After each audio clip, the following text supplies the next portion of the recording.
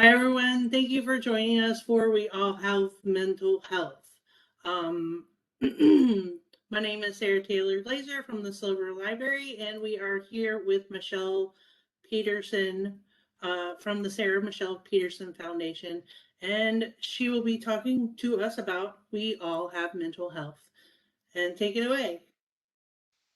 Thank you, Sarah. It's good to be back with the Slover.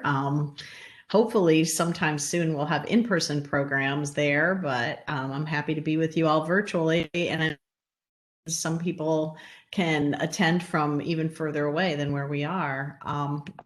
Oops, Sarah, I'm not advancing. Let's see what's wrong here. No slides advancing. There we go. There we go. Okay. I love when I fix my own stuff, except I don't know how I did it. So welcome everybody. Thanks for joining. We all have mental health today. You can, if you mute your line, that'll help us not have various feedback and noise. And you can always leave comments and questions in the chat. Sarah will be monitoring the chat the whole time while I'll be presenting, but we'll zigzag. She'll let me know when people have chatted questions or other things, and we'll make sure to address those things along the way. At the end, since we have a small group, we'll use chat and possibly turn the microphones off if we want to have a bit of a discussion. So we are the Sarah Michelle Peterson Foundation, a nonprofit foundation in Hampton Roads, Virginia. These are some of the things that we do. We do programs for any type of group. We're happy to be with the library for, I think, the third time this year.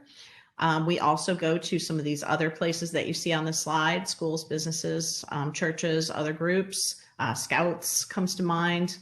We also have a resource table that we can bring to an event that you might be hosting for people to pick up information about good mental health and suicide prevention. With everything designed to inform, educate, and stop the stigma. And our programs are always free. So if you belong to another group and you like today's program and you would like to have this one or a similar program for teens or for adults, we have adult programs too, even though this one is for teens, we would be happy to talk to you. Today, you're going to set the stage with a few true and false slides. True or false? Put it in the chat, please. We all have mental health.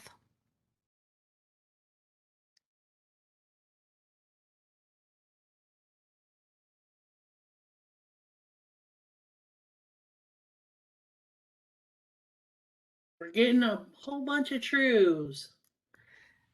Alrighty, we have a great group here. And of course, we're starting a little easy.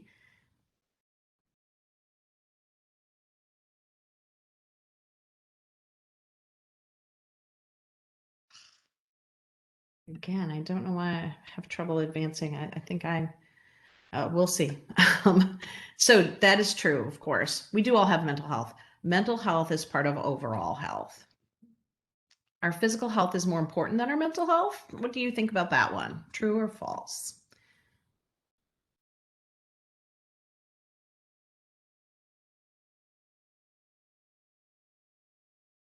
We have a no, false. Great, you are on the right track because that is false. Physical health and mental health are both part of overall health, and they are both very important. How about getting a little harder here? If I want to talk about my mental health, I always have to ask a doctor. Do you think that that is true?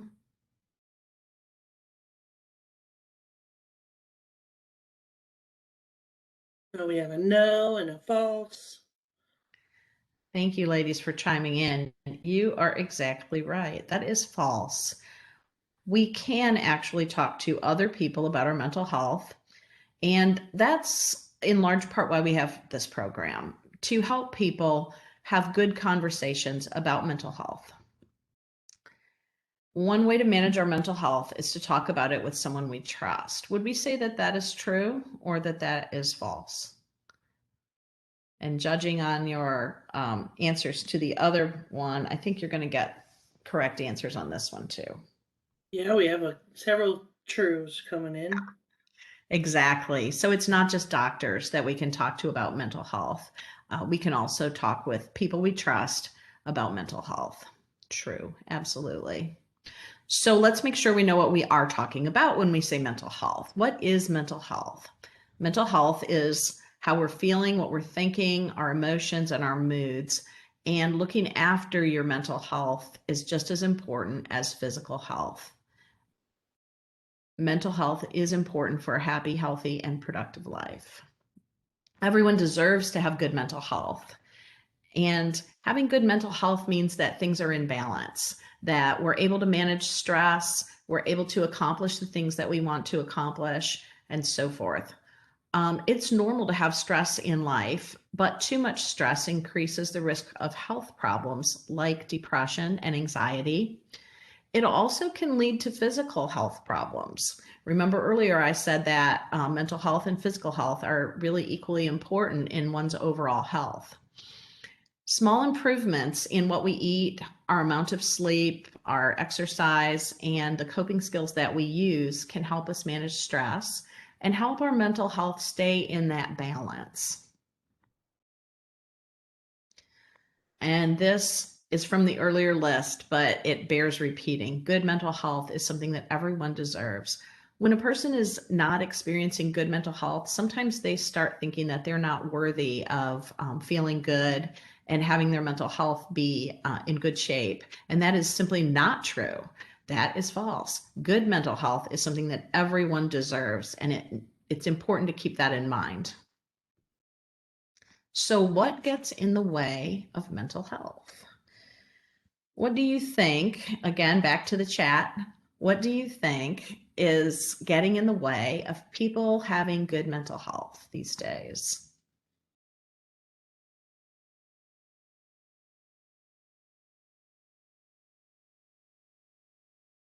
We have thoughts, like your thoughts, but I think that might be like negative thoughts, right?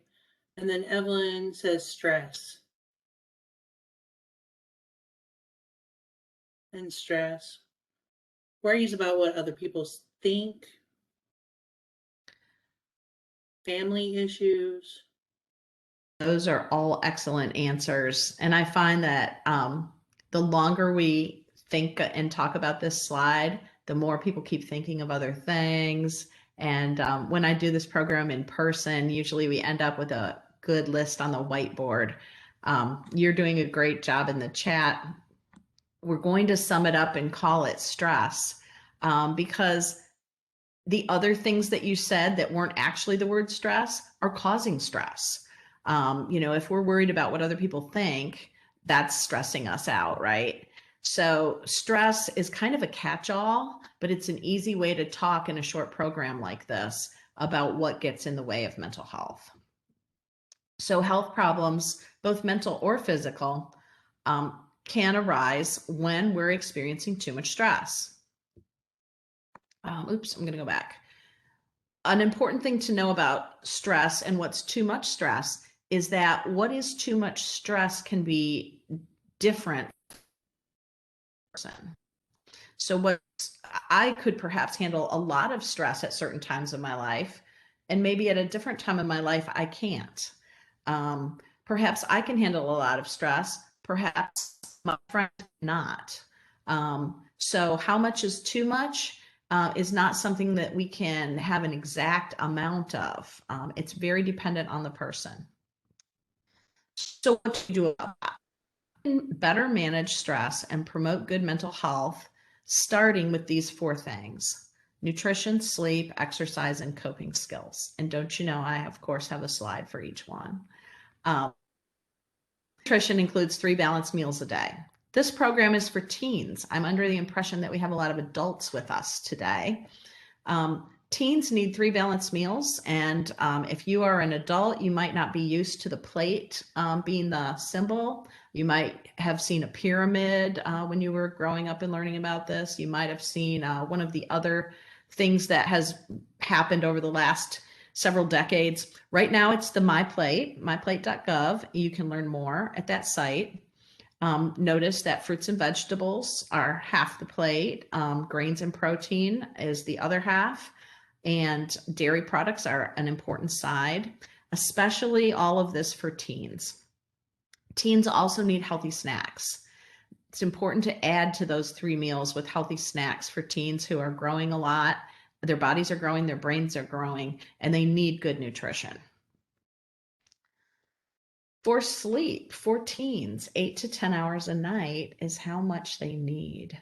And it might seem like a lot, but it's hard to get. It's hard to get that much, and it is ideal for good mental health.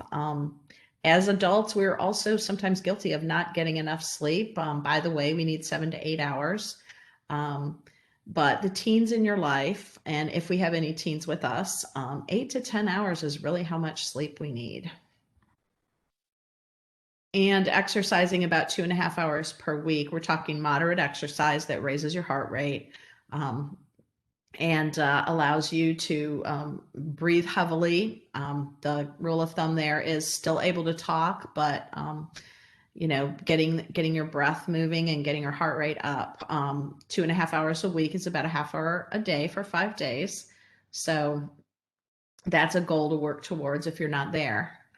Coping skills can help us manage the challenges in life. And coping skills, sometimes, especially if you're a young person, you're kind of like, what is that? What do I do? Really, it's doing something that makes you feel calm and empowered. Something you love, perhaps, maybe journaling, maybe mindfulness. Um, let's put in the chat something that you find helps you cope, something that can smooth you out a little bit, that can help you take a break from stress. What are some things that people like?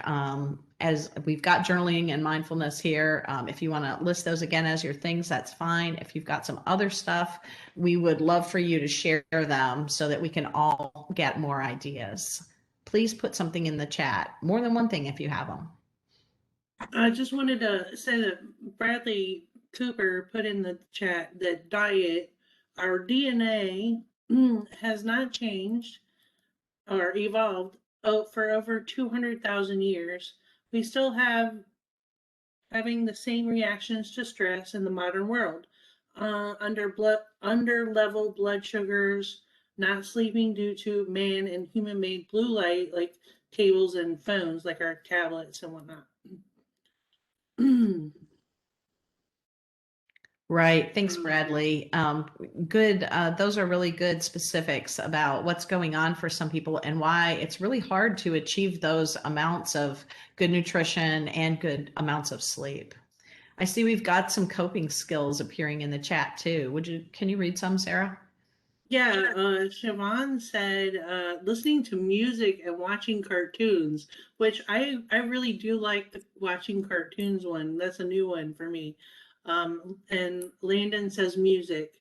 The cartoons one, I have to say, for some reason, SpongeBob makes me fall asleep. So whenever I put SpongeBob on, it really, really relaxes me. I have no idea why, but that one hits for me. Yeah, cartoons are just some kind of mindless fun, aren't they? Right. And they remind us of Evelyn, being kids. right, that too. Evelyn says reading the Bible and Christian literature, watching church services and videos online, and prayer. Good choices. Good. It's good to have those things. And again, all of us, just like we said, stress is different for everybody. What works for people to use to cope and to manage stress is going to be different for different people. I see people putting pets, playing with pets. Music is always a common theme when I do this program. People always say music is something that's helpful. Watching movies, not sure if anyone has put that in. In summary, all of the things that you're thinking of, if they help you de-stress, they're your coping skills. Hopefully you've seen someone else's too. I haven't seen very many physical things in our chat today, but don't forget those. I have a new kayak and I am really excited and haven't gone out as much as I want to, but I'm excited to be doing that. And I often see people did mention pets, but I often see people walking their dogs. So that's a pet and getting outside, taking a walk. Really great ideas. Sydney mentions visual imagery meditations, learning about nutrition, and taking classes, as well as reading spiritual books and positive affirmations. Great. And exercise and programs on YouTube. Yes. Yes. Programs on WebEx. Here we are. There is such a thing as negative coping skills. Avoiding harmful substances and reckless behaviors is something that we want to do. Sometimes there are things that feel good in the moment, but they don't really stay with us. And so I'm thinking alcohol, I'm thinking recreational drugs, reckless behaviors for teens are often including, maybe sneaking out when they shouldn't be out, going places they shouldn't be, getting their devices. Bradley was mentioning blue light and devices earlier, getting sneaking more screen time than they're supposed to have. And, on the surface, when I say that, it doesn't sound so bad, but if a young person is getting up at night when the parents are asleep and the devices are supposed to be put away, parents think that they're sleeping, they can be spending a lot more time not getting sleep and accessing things on the internet that is not really healthy than we realize. So we want to stay away from negative coping skills. Several people mentioned meditation. We are going to do a short mindfulness activity, and we're a little bit ahead of schedule, so I think I'm going to do a 2-minute one instead of a 1-minute one. So if you are home or someplace where you can participate in mindfulness, I know some people have joined us on phones, so I'm not sure if you can do this and where you are. But if it's safe in your home and in a place where you can participate in a mindfulness meditation, let's go ahead with that. I want you to get comfortable, close your eyes, and if that feels too weird, you can just sort of cast them down, but it's kind of nice to just close them. We're going to do some inhaling and some thinking about our body. Nothing crazy here. So slowly, when you're comfortable, inhale with me, exhale, inhale, exhale, inhale 5, exhale 6, inhale, exhale, inhale 9, exhale 10. All right, now we have some calm breathing going. I'm going to give you some more instructions, and during this time, your mind might start to wander, which is normal because our minds are think machines, right? When that happens, don't get frustrated. Just try to bring your attention back to my voice. Bring your awareness to your neck and shoulders. See if they're holding tension. If so, take a deep breath in. Slowly let go of the tension as you release your breath out, and maybe let your shoulders drop down a little.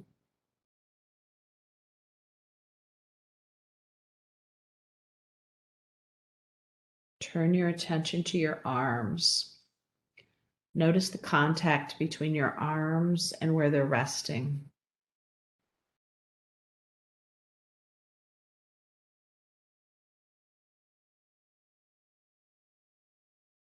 Notice your hands. Observe whether your hands feel warm if they're against your body, or whether they are feeling a cool table or other surface. Remember, if your mind starts to wander, just gently bring it back to my voice. Now think about your legs. Be aware of how they feel. The backs of your legs making contact with the chair.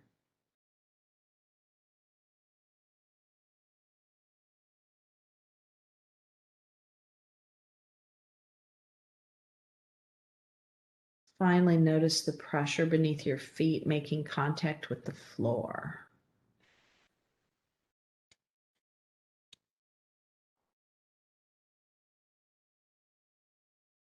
And gently bring your mind back to your breathing.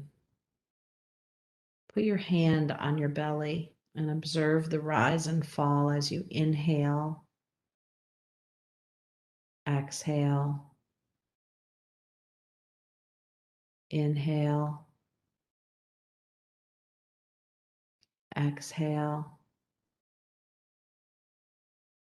Keep counting your breath until you get to 10. Inhale 5, 6.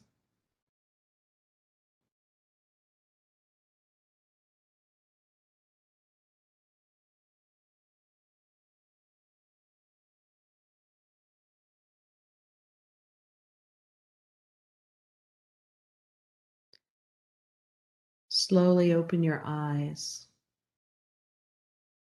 Think about how you feel. I hope you feel present and relaxed. This has been just a short, about 2 minutes long mindfulness exercise. So if you've been curious about what is mindfulness, this is mindfulness. It's how it starts, being aware of your body. If we did a longer exercise, we would talk about being aware of our surroundings after being aware of ourselves. Mindfulness is something that you can do for just a few minutes to sometimes center you and bring that calm to you. It feels more normal and helps you more if you practice it daily or even just semi-regularly, because you can teach your brain to be more present and more aware. Put in the chat for us how it felt to try this mindfulness exercise. Cindy said, "Thank you. It was wonderful." Great. I'm glad to hear that. Sometimes I actually do it at my desk during the day. I just kind of realize that my shoulders are up and I'm tense, and I'm like, oh, I teach this. I should do this. Evelyn said it made her feel relaxed. Did anyone think it felt long?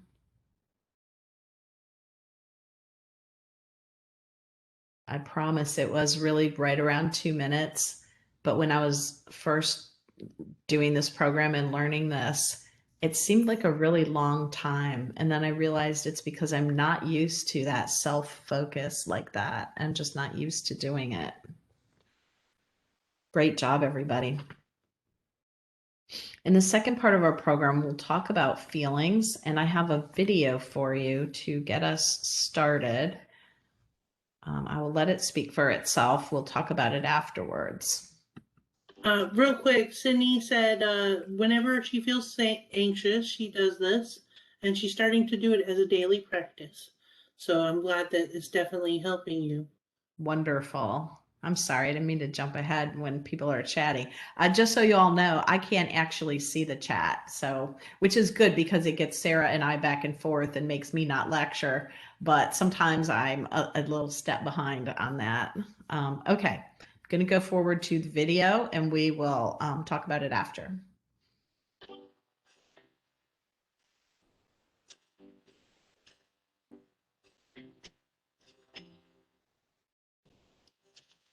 You can't tell how someone feels by just looking at them or what they share online with the outside world. Our lives may look perfect, even if in reality they aren't. I'm always worrying about doing well in school, and with tests coming up, I'm not sure how much longer I can cope. My thoughts swarm around my head, sometimes keeping me up all night. Some days it's just all too much, and I feel lost in space. When I did badly on one of my tests, I just about kept it together until I got home. Then I broke down crying in front of my mom. She listened for a bit, and then she told me that just like physical health, we all have mental health. It's our feelings, our thinking, our emotions, and our moods. She then said that feeling down, angry, and stressed is a normal part of life, just like it's normal to feel happy, confident, and carefree sometimes. We all have positive and negative emotions that come and go based on what's happening around us. These are everyday feelings. Good mental health also means experiencing negative emotions. It's not always about being happy. Mom can relate to the feeling of stress. When mom suggested I take a break from everything and do something I enjoy, I actually took her advice. So I made myself a hot chocolate, snuggled up in a blanket, and watched a movie. And you know what? Afterwards, I felt so much better. Mom should take her own advice. Most of us only ever share the good things. We don't like to share how we really feel. Every morning when I wake up, negative thoughts stream through my head. Getting out of bed and pretending I'm okay takes all the energy I have. As the day goes on, the negative thoughts turn from a stream into a river. Water rushes through my head so loudly, it's hard to concentrate in class. And some days it's so bad, it feels like a waterfall that's trying to pull me over the edge. Everything is so overwhelming. I didn't think my friends would understand if I told them how down I was feeling. But when Sasha opened up to me about how stressed she was feeling, I told her. I wasn't sure how to bring up how I've been feeling, so I started by saying that I didn't feel like myself. Just her listening made me feel like she understood. She told me some things that had helped her, so I tried them too, but it didn't make much of a difference. Even when I tried to be around my friends, I felt alone. The things I used to enjoy weren't fun anymore. I was really worried about Andre and not sure what to do. He was quiet and wasn't hanging out with us like he used to. So I asked our teacher for some advice. He suggested that I get Andre to speak to him since his negative feelings weren't going away. I didn't want to speak to an adult, but I also didn't want to keep feeling so down. So I went. He said that sometimes we have overwhelming feelings that can be more intense than our everyday feelings. These feelings hang around for a long time and change the way we feel, think, and behave. They can stop us from doing what we want to in life. That's what I was going through. He also said that if we're physically unwell, we let people know. We ask for help. It should be no different with mental health. Sometimes our overwhelming feelings are brought on because of things in our life. Sometimes they happen for no reason at all. After hearing this, I felt much less alone, and it felt good to talk. Scientists have found exercise can help when you're feeling low. So, my teacher encouraged me to sign up to the school soccer team, which Sasha was already in. I still have days when the river is there, but now I'm beginning to understand my mental health. I'm coping with my emotions and seeing a mental health professional. My teacher reminded me that my friends, my family, teachers, and lots of others at school are there to help just as much as he is. I had no idea that people around me could be so understanding. And while it's not always easy to talk about my mental health, the person I'm talking to might be able to help. If you don't feel like talking, that's fine. You could try writing, sports, reading, art, music, playing with your pet, whatever makes you feel better. If you're the person someone talks to when they're struggling, just listen with no pressure or judgments. You don't have to have an answer. If you feel unsure about anything, you can speak to a trusted adult. Talking about mental health doesn't have to be difficult. It's something we all need to take care of, just like our bodies.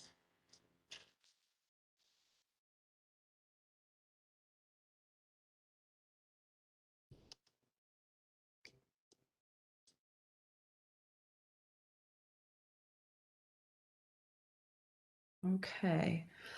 Excuse me. So let's absorb and talk about the film a little bit. How are the feelings that Sasha and Andre are experiencing different? They are both struggling a bit with their mental health, but things are different.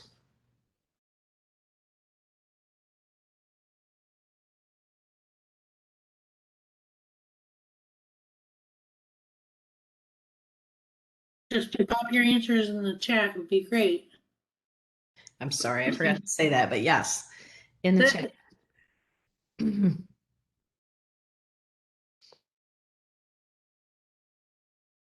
I think Andre's issues were not so easily remedied by everyday stress relief.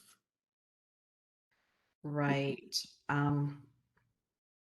Notice that Sasha, she talked to her mom. She did some basic coping mechanisms, and it really did help make her feel better. And that was not really true for Andre.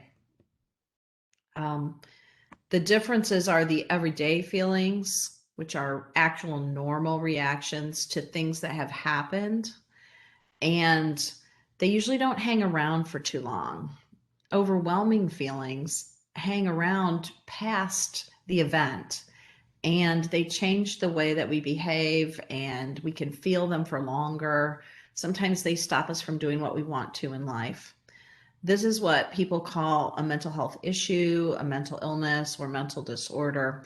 And these things can be helped, though, which sometimes people don't realize. So Sasha was having everyday feelings, and Andre was really overwhelmed by his feelings. Cindy said Sasha spoke with her mom, and then when she got stressed, and then watched the movie and relaxed. But Andre chose not to talk about his feelings when things escalated. So I think that's another thing. Like he didn't know how to talk about it as well. So that could be one of the things, even though his feelings were definitely overwhelming. Right. He did not feel like he wanted to talk to the adults. He says that in the film that Sasha encouraged him. He didn't really want to, but he also didn't want to keep feeling like he was feeling.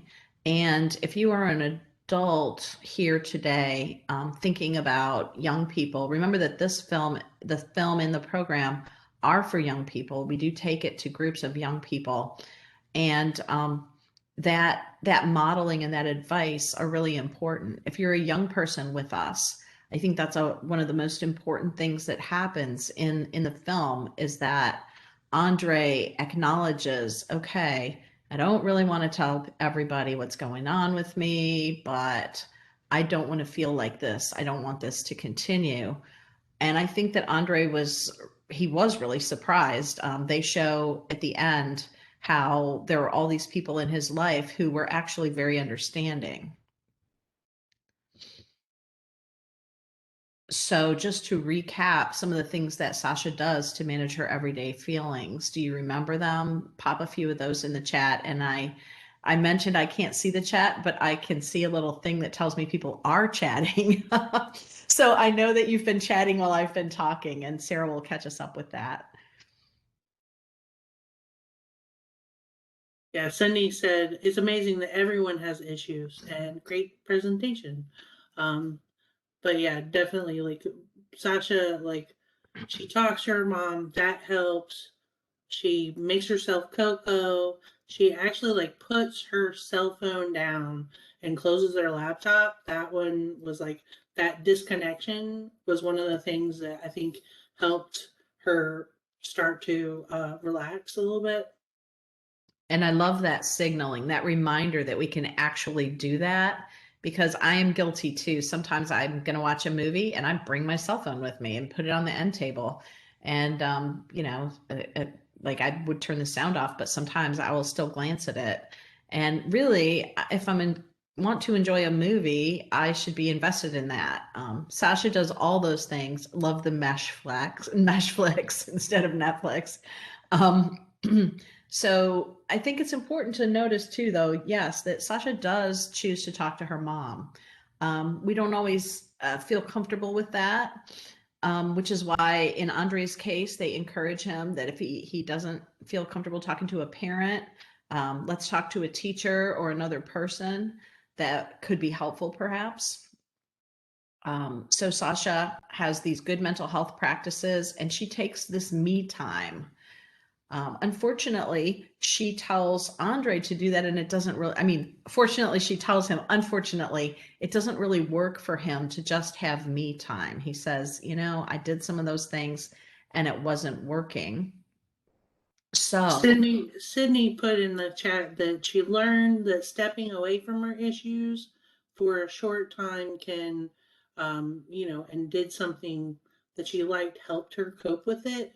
And of course, she learned the valuable lesson that she can go to her mom, and that's okay. Yeah.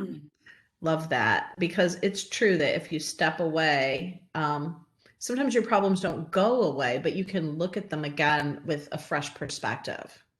Andre has to do more than just the self-care. So he ends up talking to his friend, Sasha, and they decide that they should talk to their teacher, an adult. And he ends up talking to a therapist as well, which can sound scary for young people in particular, but it's really not that scary. And we have this modeling of it a little bit where I also really like that when he talks to his friend, she realizes that she isn't the help he needs and leads him to decide that together or on his own, they're going to tell a teacher who then leads them to the help that he actually needs, which is that he needs to talk with a therapist. That is a great pathway for people who are looking for help, because a lot of times young people just really don't feel that comfortable and don't know who to go to and who to tell. Overwhelming feelings can be really hard Yeah. to talk about, and we worry about what people will think about us. Really, most people they don't think anything about us. They're worried with their own stuff. Hopefully they are willing to listen and help lead us where we need to go. But it can just be really hard, and there's a word for that. I know you've been chatting. I'm going to get there in a sec. There is a word for that, and that word is stigma. When people feel shame associated with what's going on with them or with qualities that they have or with who they are, the word for that is stigma. And really, foundations like the Sarah Peterson Foundation really seek to break down stigma, to make that go away, because it's standing in the way of people getting what types of help that they need, whether the help they need is time for self-care and the ability to talk to a friend or a mom or someone else, or whether the care that they need maybe is a therapist and some medication and some time away, or whatever it is. Stigma keeps us from getting what we need, and we just need that to go away. Let me get Yeah, back to you, in Sarah. the chat, Cindy said that it seems many children don't feel comfortable talking to their parents. Right. School can be helpful, and she used to be a teacher, and many children came to her to talk about how they feel. Yeah, Good. having that trusted teacher in the classroom is definitely really important to our children. My son, he actually would always go to his counselor because he knew that that was their job. Their counselor, he could go to her and say, "These are the issues I'm having." So it's definitely good that we have those kinds of support systems in place. Absolutely. I'm glad you mentioned counselors at school, because sometimes it's a little bit when I'm in schools and I do programs, I usually don't do this one. This one was made specifically for online. I have a different program by the same company that this one's kind of light. The ones we actually take in person are a little more heavy hitting. And I really, when I remind students in classrooms that they have mental health counselors in the place where they are every day, their school, sometimes I find that they've been thinking more of their counselors like schedulers, the person who helps you chart your course through high school and who makes sure that you're going to graduate, or, helps you get all your ducks in a row, and get the classes that you want and so forth. And they actually forget that school counselors are trained in mental health issues and mental health counseling and are ready to help students and really want to help their students. It sounds like we may have one or more teachers or people in similar roles with us today. And I'd also like to point out that if a student comes to you, or maybe one of your children's friends comes to you, they chose you to talk to. And it would be great if you could feel comfortable, either you already do or through some things you learned today, being the person that talks to them initially and perhaps leads them to further help, like Andre's teacher did. I kind of like that modeling, because if a young person comes to you maybe they don't feel comfortable coming to anyone else, but there was something about you that made them feel that they could start with you and you could hear their story and perhaps let them know that they're not alone. There is going to be help, and indeed, you're going to help them find it. Those are all empowering things for young people when they're looking for someone to hear them and some type of help. Another comment. I wish all parents and teachers and school therapists would have this extremely important talk early on in life, because there's so many troubled children these days. And yeah, I think it's definitely important to have these types of discussions early in our education. So we should be talking to our children on a normal basis who they can trust, not just me and your father, but you can trust these other people that are part of your lives, and instilling that in our children that they know who they can go to. Right. And I just want to also point out, last time I did this program with you, Sarah, you mentioned that as a teen librarian at the library, you are also available, that you have a great interest in young people. And would Yes, you say more your about that? helpful neighborhood librarian is always available. And of course, we also have connections to people in the organizations around in our community in order to find help for those individuals. Definitely. Right. And I appreciated that so much when you brought it up last time. It happened a little more generically, and now I'm remembering it and prompting you. But No, but it it's makes true. a big difference. For kids should know that it's not just their parents and teachers and doctors, that really there's an army of adults who would be able to care about them and help them. And anyway, I will get us back on track. So the discussion, what condition do you think that Andre was suffering from? I already blipped ahead once, so I'm going to go for it here. Depression is a common mood disorder. Many people feel depressed at different times in their lives. Depression, as it's clinically described as a mental illness, is not the same as when you feel bad because something bad happened. Like, for example, you did poorly on a test, or your pet passed away, or something for which you have a reason to feel down. You feel bad for a couple days, and then you get back into your routine a little bit. Clinical depression is when you feel really down for too long, which usually, as a rule of thumb, would be 2 weeks or more. And I'm talking every day for 2 weeks, a person is down, sad, angry, frustrated, and cannot get that glimmer of hope back that this will pass, or that they know some things to lighten the mood. That would be an indicator of possible clinical depression, and really should be an indicator that more help is needed.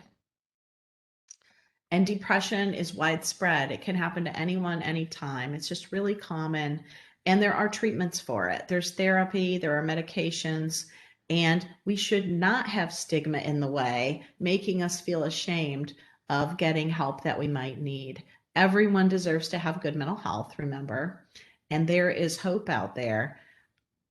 I will say that when a person is depressed, it's hard for them to reach out for that help that's out there, which is why we were all at a program. Because if we can reach out to them and perhaps lead them to some help and hear their story, it could actually save a life, and it can change a life, so that someone who's got gray skies all the time is seeing the sunshine again. It sounds a little trite, but it really can make a difference when you have a caring conversation with someone. And when you're saying to them, this is important and we need more help than just the two of us talking. And that was also, I felt, so important in the film with Andre and Sasha, where she hears him and she knows that it's important and she makes some suggestions. But when it doesn't work, she says, we have got to tell the adults, because that's where we're going to get real help here. So here are some of the symptoms of depression. And remember, I said we're talking 2 weeks or more all the time, pretty much. people have a change in mood. They're not interested in things they used to be. They may be eating too much or too little. They may be sleeping too much or too little. They may feel kind of sped up, or they may feel like they're underwater in slowing down. And usually the person has a negative perception, a feeling of worthlessness or guilt or something that just makes them not able to see hope in the situation. And of course, if a person thinks about suicide or acts of self-harm, those are very clear indicators that help is needed.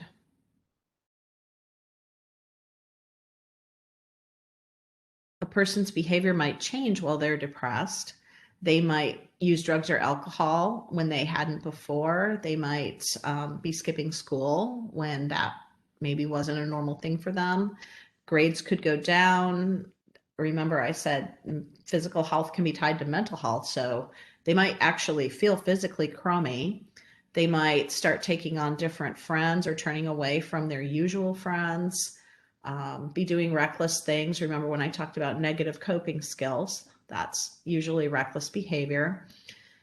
And just not attending to things that they normally would, like their appearance, their schoolwork, their friendships, their responsibilities around the house, or other things. Aggression is the last one. And I'd like to point out that when people are feeling depressed, it's frustrating because they may not know why they feel that way or how to get out of that. And a lot of times it shows up as sadness, but a lot of times that feeling gets acted out in anger, because frustration can lead to anger about the situation and people can become aggressive. So all of these behavior changes are typical for someone who is clinically depressed and can be indicators that somebody really needs some help. Something we haven't talked about today very much is anxiety.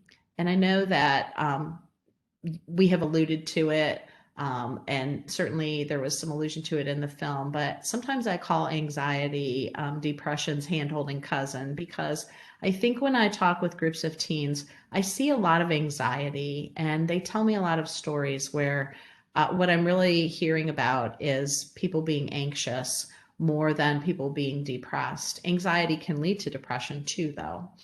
And I really think that if you are concerned about another person or about yourself, it might not be as important to say count the number of indicators we have and count the days for whether it's been long enough. Sometimes it's enough to just say, you know, this person has changed, their behavior has changed, and something seems wrong. I'm going to reach out to that person with a caring conversation.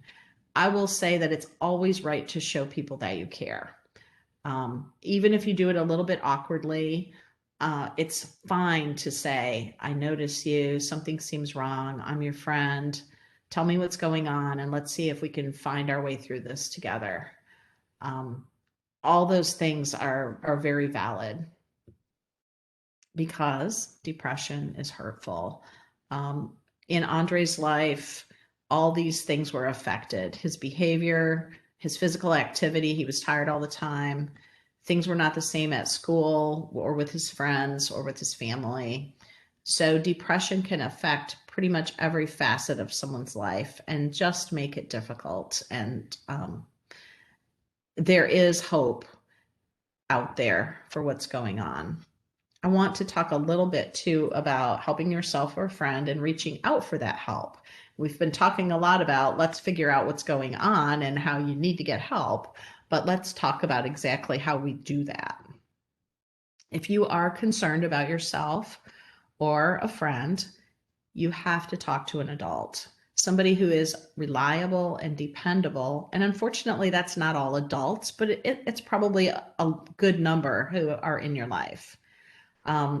This is a still from the film again, where it said that Andre didn't actually realize how many adults were in his life who would care about what was going on with him and be there to offer help and support. That's true for everybody. There are adults who are there to offer help and support. I know that many people have not been at school this year, which is a place where we usually do programs, and we're always encouraging people to talk to teachers and counselors and other adults at school. But there are other people besides the ones at school. Can some people put in the chat for us, who else besides parents and teachers are trusted adults that if I had a friend who was telling me about depression and anxiety, I could talk with them about, let's tell an adult, and who could we go to? Put a few of those in the chat. Open up our eyes and ears to who's out there.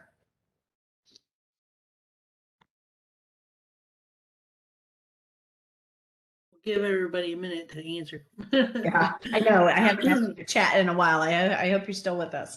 Coach. Yeah, so a coach, yes. So if you're in a football team, or my husband is in softball, the coach for the team, an aunt, an uncle, godparents, that's a good one. I had the awesome godparents that I always knew I could go to. Neighbors, definitely. Grandparents is actually a good one too. Yep.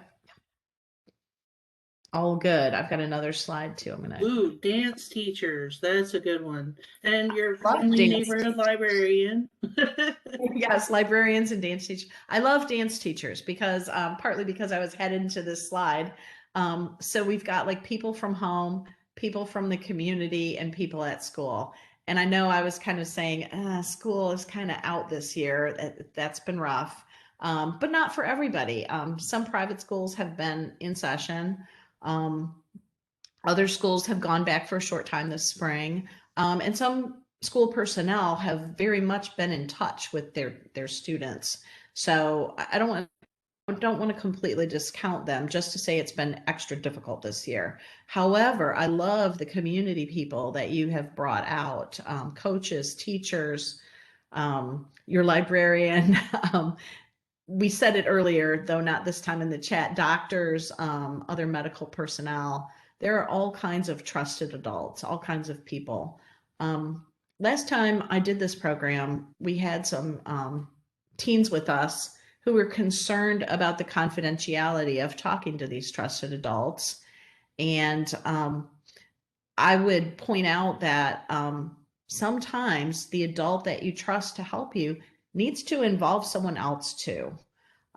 Just like when you talk with a friend and they say, you know, we need more help, we're going to have to talk with a teacher or maybe someone else's mom or dad, maybe that godparent, maybe that librarian.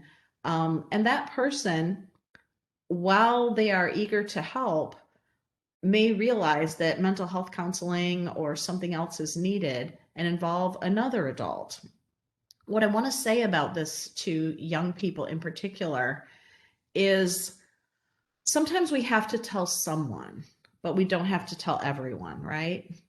So keeping that in mind is really important, that we do need to take people into our confidence. And if they're trusted adults, they're going to perhaps have to involve other adults. However, there's a difference between telling everyone, all of our associates, putting it on social media and that kind of thing, and involving a select few people who we think can help. So when we are identifying a friend that we might talk to or an adult that we want to tell, we do need to keep all of those things in mind too. Yeah, sometimes it takes a team of trusted adults to get what you need. So we had a Taekwondo master was one of the things mentioned, and that mental health associations like NAMI that have classes as well. And there are also some support groups that have been helpful. So yes, definitely, all of those are really good. Those are all good. And let me say a word about NAMI. NAMI, if you don't know them, is the National Alliance for Mental Illness, and they have awesome support groups. In our area in Hampton Roads, Virginia, we have NAMI Coastal Virginia. You can look on their website, and they have this fancy color-coded calendar with all of their different groups, and you can find a group that would be appropriate to what you're looking for. Like say you want a group for teens. Here we're talking about teens today. So you want a group for teens. You can find the teen group, find out when it meets. And I know they've been meeting virtually, and I think they're meeting in person again. I'm not sure about that. So sometimes when we ask adults for help, it's good to give them a bit of information, like the things here with the tell a trusted adult how you feel, what you've tried so far, and how they can help you, because you might have some ideas. Maybe as a teen, what you need is for this trusted adult to help you talk to your parents, or for this trusted adult to help you get a counselor. There can be various different things that you might have ideas of what you think you want. And then the trusted adult would have ideas of what they can do, who they can connect you to. But if you give them a little bit of information to go on, if you're a person asking for help, it can kind of streamline the process, right? And here are some things that you can say when you're reaching out to a friend. Remember I said that a friend might be acting different, but they might not really ask for help. And I think sometimes when people are depressed or overly anxious, we kind of can't put that on them. You know, we'd like to say, oh, if they need help, they'll ask for it. But that may not really be true. So here are some things that you can say to people. I've noticed some changes. What's going on? I care about you and I want to help. Is there something I can do to help you? I know we have a bunch of adults with us today, and I think sometimes that's good. I think sometimes we leave that part out where we ask a young person, how can I help you?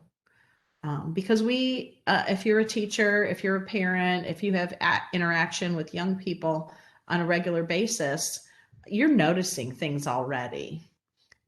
So asking them what's going on and how might I be able to help you.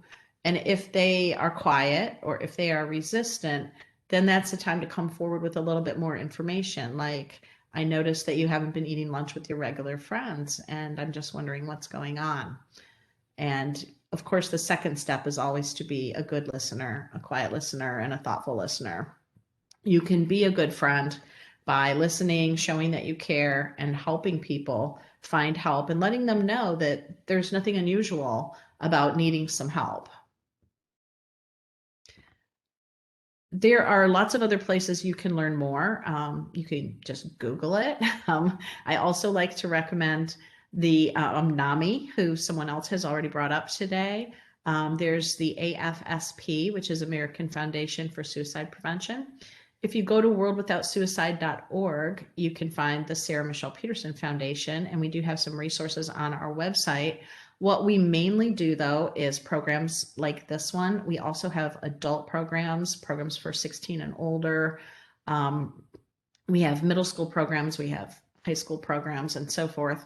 And so you can indicate to us, you can use the contact form and let us know if you would like to have a program or if you would like to attend a program.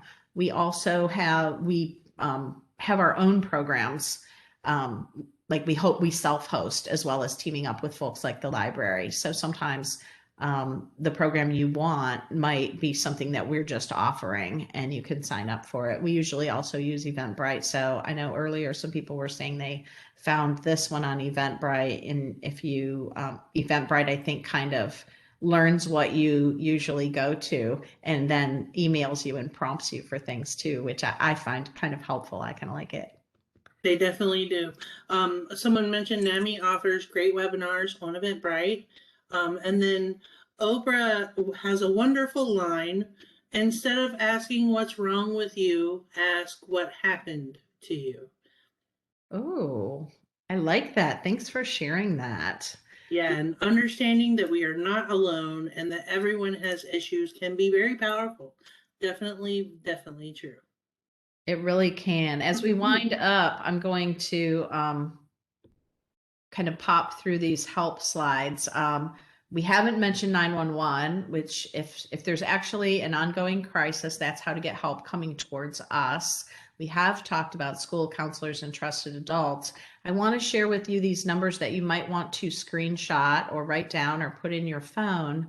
If someone needs help with their mental health, they can talk for free with a counselor by accessing the National Suicide Prevention Lifeline. And here is the number 1-800-273-TALK. I know sometimes if we're feeling down, we might not feel like talking. You can also text with a professional counselor by texting listen, or really kind of any other word, hello. They respond to whatever, to 741-741. And then you'll have a counselor texting you back asking what's going, do you want to text with a counselor? And then the counselor saying what's going on. People that I know who have used it have found it very helpful, because it really is nothing to be ashamed of if someone needs help. And sometimes we need that help at a really inconvenient time. I am wary that we need to do more than just pass out phone numbers for people. We really need to do the things we've talked about today and make those connections. But sometimes what we need is the phone number or the text number. And remember, you can do that with another person too. Most of us have cell phones, they have speakerphone, and you can use one of these resources and say, I'm so-and-so, I'm here with my friend who is having these behaviors or thoughts, and, we need to talk to someone about that, and they can be very helpful. And my last slide is a recap of who we are and our programs. And what I want to point out from this is that we do have social media, and we do let folks know about our programs and about, like right now we have a Feel Good Friday self-care series going on. In the past, we've done other things on different days. So if you have Facebook or Instagram and you like or share us, that's wonderful, because it helps spread good mental health messages. And if you belong somewhere where you might be interested in having a program, we would love to hear from you. And we are a 501c3. We love when people support our programs with donations. And we are extremely thankful today to the Slover Library for hosting our program, and to all of you for coming and learning more today. Thank you so very much. Yes, thank you very much for coming to our program. I'm gonna say everybody else is saying thank you so much. Sarah Michelle, it's important to get rid of the stigma in mental health. It's definitely time.